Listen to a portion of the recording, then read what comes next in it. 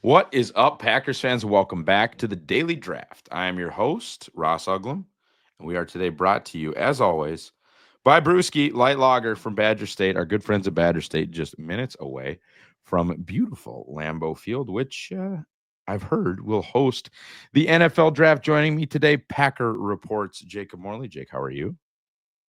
I'm good. By the guide. Yes, by the guide. Start with Link that.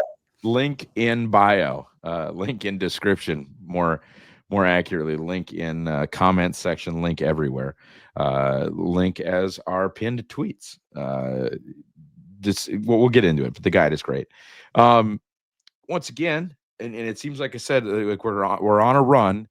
uh a position that the Packers are probably not super in on, and that is safety. We'll dive right in their situation, their need, with similar situation as running back. I mean, right down to the guy, being played right at the top of the market. You have the Xavier McKinney contract, making a lot of money, but he was awesome, like truly, truly awesome at a position where they struggled mightily the year before. You have Evan Williams, who is a full time starter and was treated as such. Catano Ladapo really played well against Chicago in Week 18, one of the bright spots during that loss. And then, like, the forgotten man almost is Javon Bullard, and so you have four guys that you're pretty in on, and so it does become hard to justify, even with all the things you can do. Play a safety down in the box, play a safety at the slot, like they kind of do with Bullard. You can do all sorts of justifications, but I think it would still be hard to justify a significant um, investment, would it not? I think so. And this year's safety class is not super great We're going either. to talk about So that too. it's one of those things like, why? Why would you do that? I do think, if you're going to make a case for it, it would have to be early. Like the case for me would be, is Malachi Starks sitting there at 23? And how much do you really like Javon Bullard in the slot? How much do you Really really like like everyone. Evan Williams? Are you going to base everything off of Oladapo's one game? Do you love Zane Anderson to having to play? So I think that would be how they would justify it and be like, it would just be one of those things that's like, if they like him enough, why not? That would be my thing. And maybe the board falls a certain way.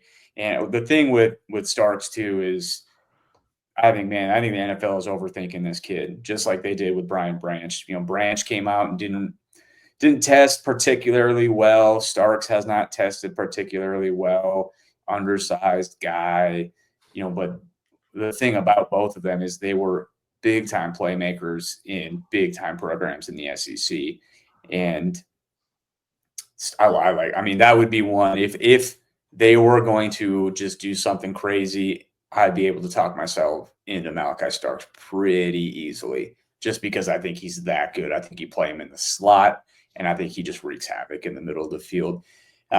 Especially the thing that's ironic about it is where you would probably see him play is very similar to his teammate last year, 2 years ago, Javon. Von Bullard. Yeah. And I think, sorry, Javon, so you're going to have to play second fiddle to this guy again in the NFL. But I think he legitimately would make the defense better. And I think he's the only guy in this safety class that I would say that about from day one. If you are actually going to improve this team, he's the guy. But at what cost? And is Yeah. it significant enough to pass up another position that you maybe need more? Like Brian Branch, I mean, he has a top 10 grade from me. The class overall is super top heavy. We mentioned Malachi Starks. Then you've got two guys that I kind of like, but Nick Emenwari might not be very good. Mm-hmm. And I say that because he's like a super, super duper athlete that I'm not as in love with what he does on the field. And then the opposite is sort of the case. And he's not bad, but he's not elite. And that's Notre Dame's Xavier Watts. I like him, but he's not testing out to be, like this elite level athlete, even for a safety. So your kind of second tier there is questionable. And then you get down to guys like Andrew Makuba that I really like, but he's a slot, I think. Sebastian Castro, who I really like, but he's a slot, I think. Your kind of thoughts on this class? You sort of got into it, Malachi, and then, but what are your thoughts on this safety group? I think it's a bunch of guys that would be good slot players. Like that's what I think. And like my favorite guys in this class are all guys you'd look at and be like, ooh, I think I like them better in the slot near the line of scrimmage, covering the middle of the field, as opposed to like the traditional post safety that the Packers were in dire needs of last year, and they went and got an all pro in Xavier McKinney. So, it's tough to just be like, it's kind of a mixed bag of guys that, what do you want them to do? I don't know if there's a ton of guys that can do everything. I think Starks is one, and I think Iman Worry, if he hits his ceiling, sure. But that's a gamble. You talk about, Melifonwu and like Packers legend Josh Jones. God, that's who he kind of reminds me of, is like, okay, you've got this super athlete on the field that does stuff that a super athlete will do from time to time, aka Cincinnati Bengals game. But then there are other times that you're like, this guy's unplayable. He's going a million miles an hour in the wrong direction. So it's tough. And I think beyond that, after Starks, it is just a lot of mixed bag. Well, what role do you have for them in your defense? I don't know if there's any stars in this year's draft class outside of potentially those top two guys. Yeah, if you're looking for a free, I think you're out of luck. If you're looking for a slot guy, an overhang guy, or if you play a ton of 2 and 4, maybe we could have a conversation about some of these dudes. But if you're going to try to play single high stuff, your post safety, your free safety, your center field, or whatever verbiage you want to use, it he not there in this class. That's just my opinion.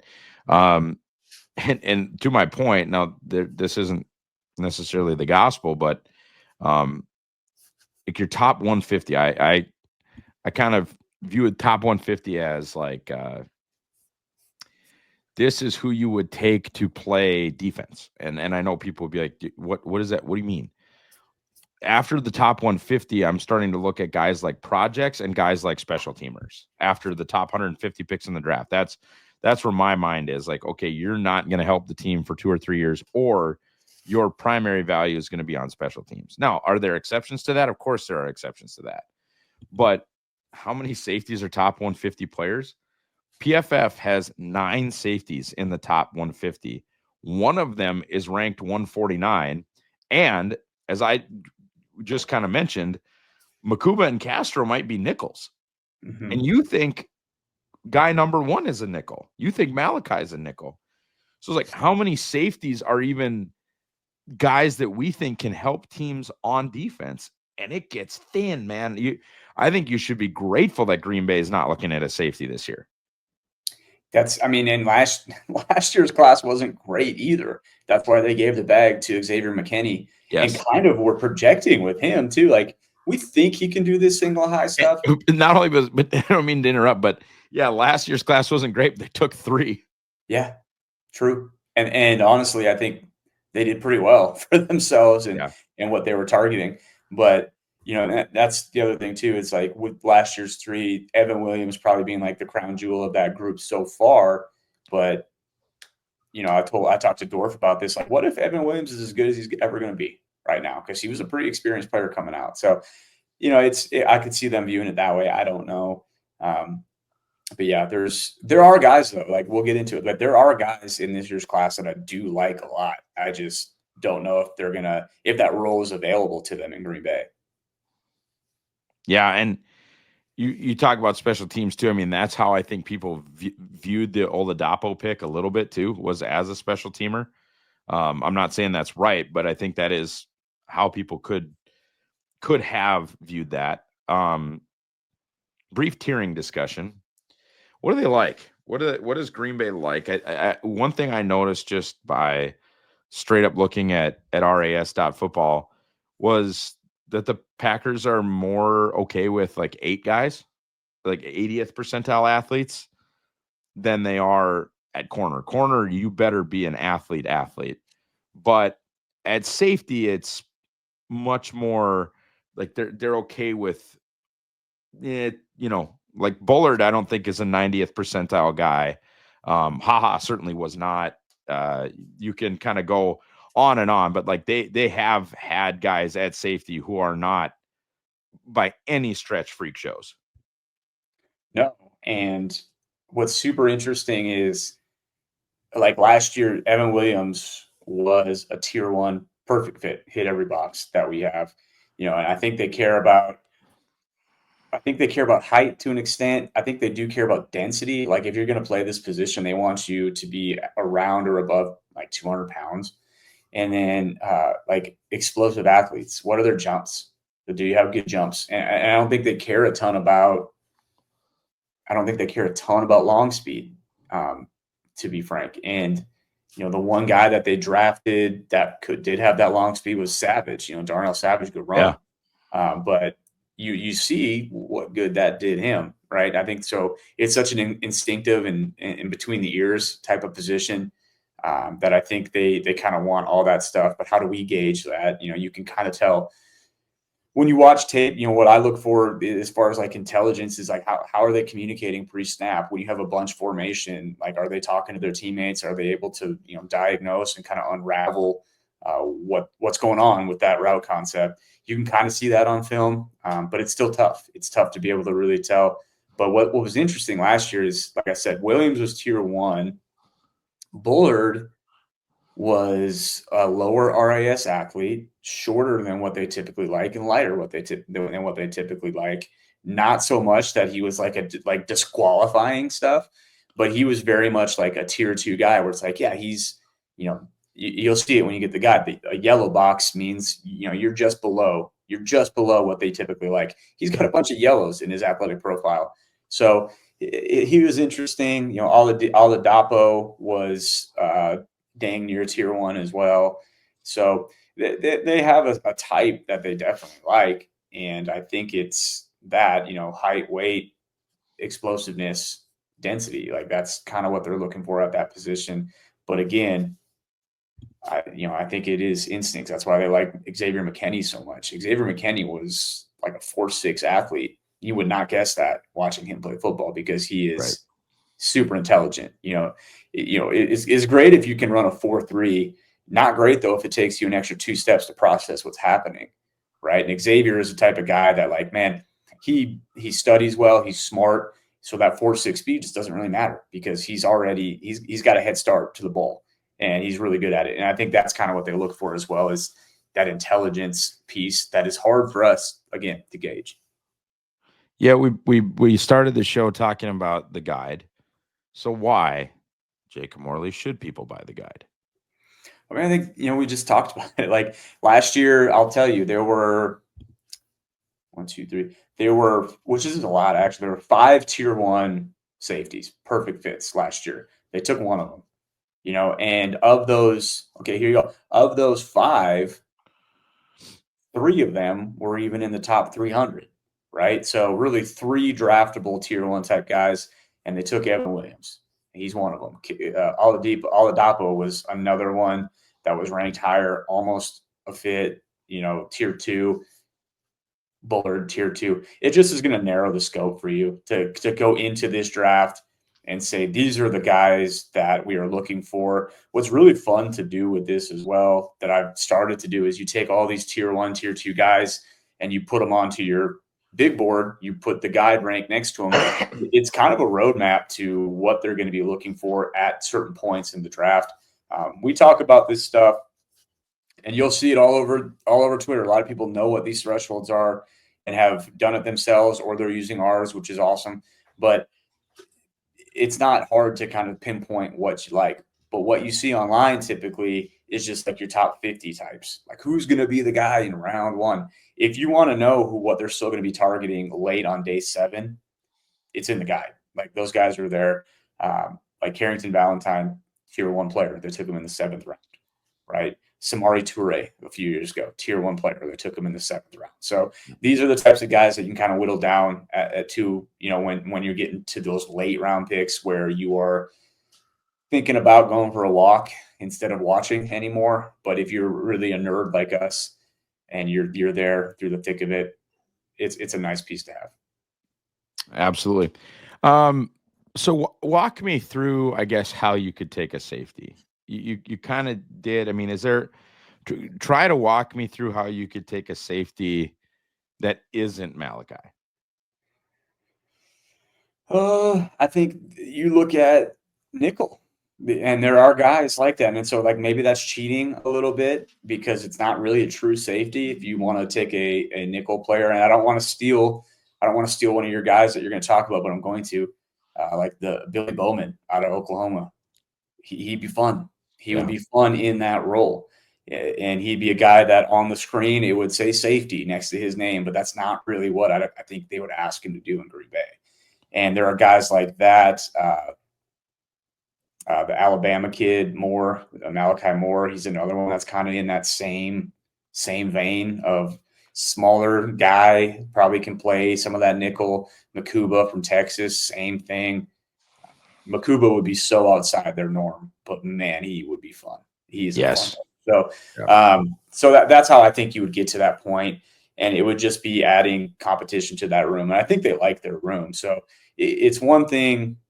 It's one thing to like a room and to be confident in it and just completely ignore it. But sometimes that happens, and then I'm not going to pick on the wide receivers, but last year they loved that room too. They didn't take anyone, and now they're sitting here thinking, "Oh shoot, we need to take one maybe high," because none of those guys really took off like we thought they would. Granted, there is no Xavier McKinney in that wide receiver room. There's no all pro in that wide receiver room. So it's different. I think they probably like their room, but you do need to play two safeties, sometimes three.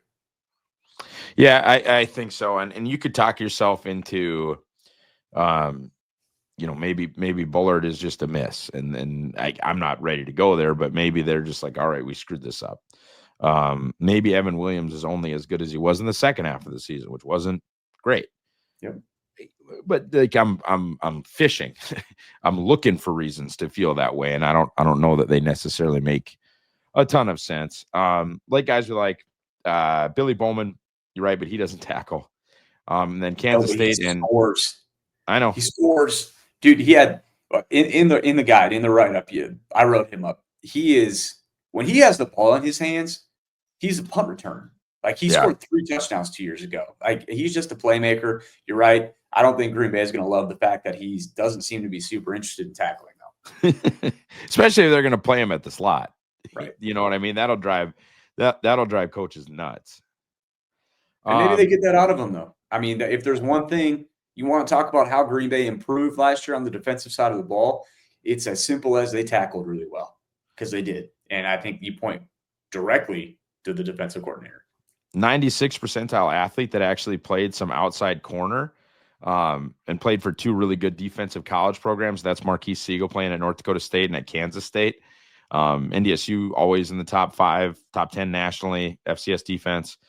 Kansas State, one of the better, no, it is the Big 12, but one of the better defensive teams in the Big 12 year after year. Like I said, NDSU played him at outside corner. Kansas State played him. They have a sort of a 5 DB thing where they have 3 safeties and they're sort of interchangeable. And he played one of the kind of like Nichols type safety deals, but he's a 96th percentile athlete as a safety. And I think that's worth taking a look at, especially I think Siegel could be a good special teamer where I don't think his consensus big board ranking is very high. Might not even be in the top 250, 256 for a draftable type target. But for him to be a 9.6 RAS guy, I would pay attention to him just in case he could help you on teams. And I think he probably could help you on teams. You got any late guys that you like? Yeah, I mean, Siegel's one of them. I Sure. mean, because you look at his, and I know we're NDSU homers, but you look at what he did when he was at North Dakota State. They put him on the outside and just forgot about that side of the field. He just took it away. And granted, yeah, that's the FCS level. He's going against guys that are going to be selling insurance typically, but there are also some good players that come out of that level that he saw some good players and erased them. So if you get him at a certain point in the draft, like I think he's probably a 6'7", maybe priority UDFA type. I'm willing to kick the tires on that and see where he fits. Maybe it's just special teams. Another guy similar to that is RJ Nickens out of Clemson. 5-star recruit coming out of high school. Big deal coming out of high school. Didn't quite have the career at Clemson that I think they would have expected him to have, or he would have expected himself to have. But it's not that it was bad. He just never, I think, reached the ceiling of his potential. He's someone that I would be really interested in bringing in and seeing. Are you a safety, or can you play some corner? He reminds me a bit of Demarius Randall, and I know some people are going to be like, "Ew, gross," but that's a good athlete, and Randall played decent outside corner for the Packers until he didn't. So that would be interesting to me. To take a guy like that. And another guy that's a big-time Packer type is Dean Clark out of Fresno State. I don't know if he ever played with Evan Williams, because if you remember right, Evan Williams transferred from Fresno. But neither here nor there. Similar type of player to me, like a guy that is a good athlete, is going to have a high RAS score just because they're kind of good in all areas as far as athleticism. Maybe nothing's going to jump off the page at you. But he seems to me like a smart player, like a guy that's just going to stick around in the league for a long time and probably outplay his draft position. I think he's a guy that, like Evan, you probably want to play some of that split safety with and maybe not really put too much on his plate. But I think if you give him the right amount, he can be a good starter on a good defense. I agree. All right. Short and sweet. Drink Badger State. Buy the guide. Go Pack Go.